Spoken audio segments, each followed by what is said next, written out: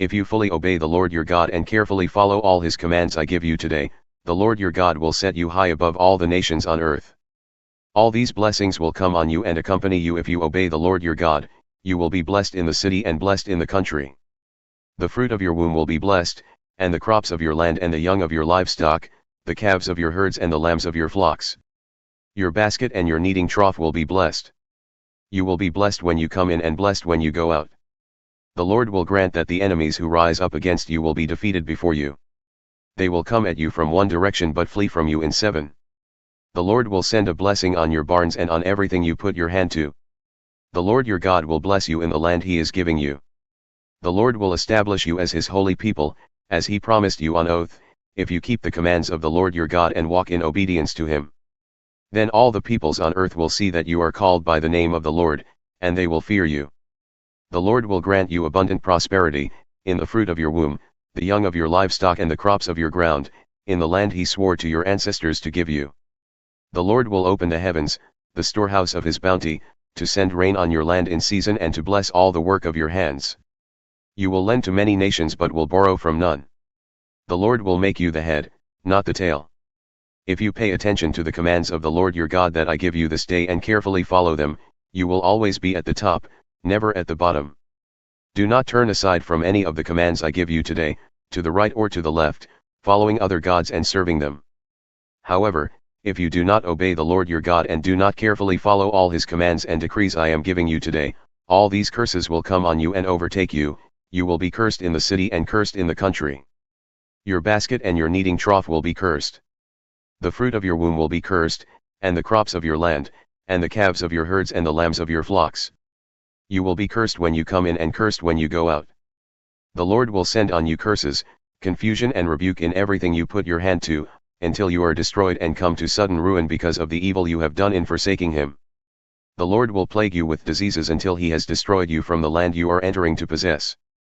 The Lord will strike you with wasting disease, with fever and inflammation, with scorching heat and drought, with blight and mildew, which will plague you until you perish. The sky over your head will be bronze, the ground beneath you iron. The Lord will turn the rain of your country into dust and powder, it will come down from the skies until you are destroyed. The Lord will cause you to be defeated before your enemies. You will come at them from one direction but flee from them in seven, and you will become a thing of horror to all the kingdoms on earth. Your carcasses will be food for all the birds and the wild animals, and there will be no one to frighten them away. The Lord will afflict you with the boils of Egypt and with tumors, festering sores, and the itch, from which you cannot be cured. The Lord will afflict you with madness, blindness, and confusion of mind. At midday you will grope about like a blind person in the dark. You will be unsuccessful in everything you do, day after day you will be oppressed and robbed, with no one to rescue you. You will be pledged to be married to a woman, but another will take her and rape her. You will build a house, but you will not live in it. You will plant a vineyard, but you will not even begin to enjoy its fruit. Your ox will be slaughtered before your eyes, but you will eat none of it. Your donkey will be forcibly taken from you and will not be returned. Your sheep will be given to your enemies, and no one will rescue them. Your sons and daughters will be given to another nation, and you will wear out your eyes watching for them day after day, powerless to lift a hand. A people that you do not know will eat what your land and labor produce, and you will have nothing but cruel oppression all your days. The sights you see will drive you mad. The Lord will afflict your knees and legs with painful boils that cannot be cured, spreading from the soles of your feet to the top of your head. The Lord will drive you and the king you set over you to a nation unknown to you or your ancestors. There you will worship other gods, gods of wood and stone. You will become a thing of horror, a byword, and an object of ridicule among all the peoples where the Lord will drive you. You will sow much seed in the field but you will harvest little, because locusts will devour it. You will plant vineyards and cultivate them but you will not drink the wine or gather the grapes, because worms will eat them. You will have olive trees throughout your country but you will not use the oil, because the olives will drop off. You will have sons and daughters but you will not keep them, because they will go into captivity. Swarms of locusts will take over all your trees and the crops of your land. The foreigners who reside among you will rise above you higher and higher, but you will sink lower and lower. They will lend to you, but you will not lend to them. They will be the head, but you will be the tail. All these curses will come on you. They will pursue you and overtake you until you are destroyed, because you did not obey the Lord your God and observe the commands and decrees he gave you. They will be a sign and a wonder to you and your descendants forever. Because you did not serve the Lord your God joyfully and gladly in the time of prosperity, therefore in hunger and thirst, in nakedness and dire poverty, you will serve the enemies the Lord sends against you. He will put an iron yoke on your neck until he has destroyed you. The Lord will bring a nation against you from far away, from the ends of the earth, like an eagle swooping down, a nation whose language you will not understand, a fierce-looking nation without respect for the old or pity for the young. They will devour the young of your livestock and the crops of your land until you are destroyed. They will leave you no grain, new wine, or olive oil, nor any calves of your herds or lambs of your flocks until you are ruined. They will lay siege to all the cities throughout your land until the high fortified walls in which you trust fall down. They will besiege all the cities throughout the land the Lord your God is giving you. Because of the suffering your enemy will inflict on you during the siege, you will eat the fruit of the womb, the flesh of the sons and daughters the Lord your God has given you. Even the most gentle and sensitive man among you will have no compassion on his own brother or the wife he loves or his surviving children, and he will not give to one of them any of the flesh of his children that he is eating. It will be all he has left because of the suffering your enemy will inflict on you during the siege of all your cities. The most gentle and sensitive woman among you, so sensitive and gentle that she would not venture to touch the ground with the sole of her foot, will begrudge the husband she loves and her own son or daughter the afterbirth from her womb and the children she bears. For in her dire need she intends to eat them secretly because of the suffering your enemy will inflict on you during the siege of your cities.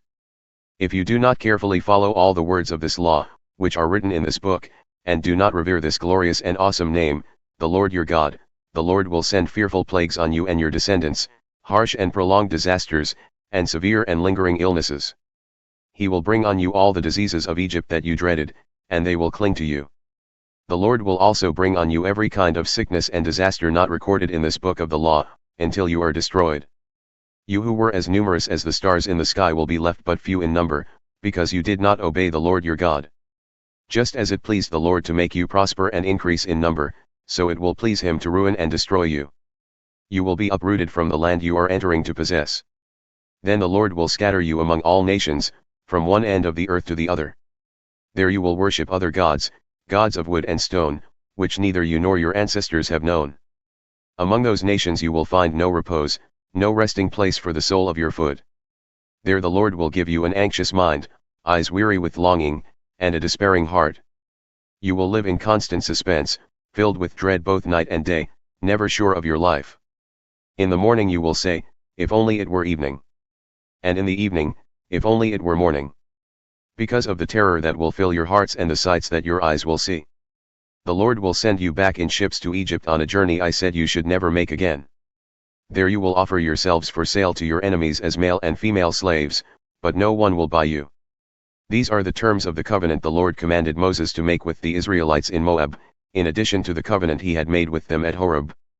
Moses summoned all the Israelites and said to them, Your eyes have seen all that the Lord did in Egypt to Pharaoh, to all his officials and to all his land.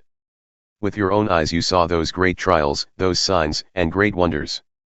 But to this day the Lord has not given you a mind that understands or eyes that see or ears that hear. Yet the Lord says, During the 40 years that I led you through the wilderness, your clothes did not wear out, nor did the sandals on your feet. You ate no bread and drank no wine or other fermented drink. I did this so that you might know that I am the Lord your God.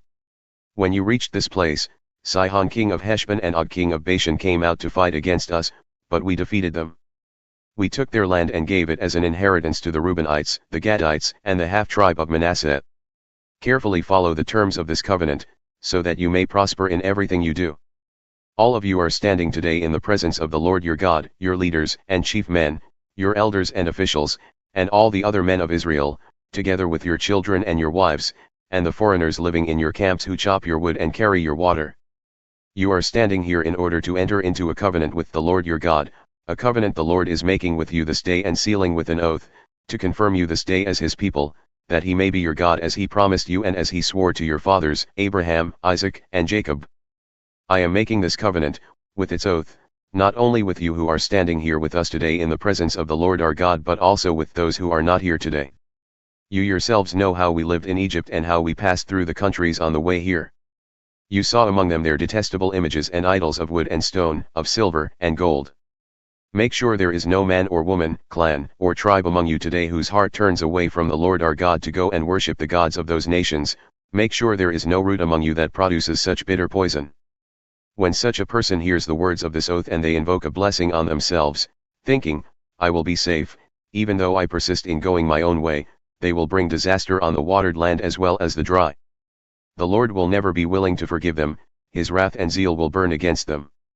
All the curses written in this book will fall on them, and the Lord will blot out their names from under heaven. The Lord will single them out from all the tribes of Israel for disaster, according to all the curses of the covenant written in this book of the law. Your children who follow you in later generations and foreigners who come from distant lands will see the calamities that have fallen on the land and the diseases with which the Lord has afflicted it. The whole land will be a burning waste of salt and sulfur, nothing planted, nothing sprouting, no vegetation growing on it. It will be like the destruction of Sodom and Gomorrah, Admah and Zeboim, which the Lord overthrew in fierce anger. All the nations will ask, why has the Lord done this to this land? Why this fierce, burning anger? And the answer will be, it is because this people abandoned the covenant of the Lord, the God of their ancestors, the covenant he made with them when he brought them out of Egypt. They went off and worshipped other gods and bowed down to them, gods they did not know, gods he had not given them. Therefore the Lord's anger burned against this land, so that he brought on it all the curses written in this book. In furious anger and in great wrath the Lord uprooted them from their land and thrust them into another land, as it is now. The secret things belong to the Lord our God, but the things revealed belong to us and to our children forever, that we may follow all the words of this law.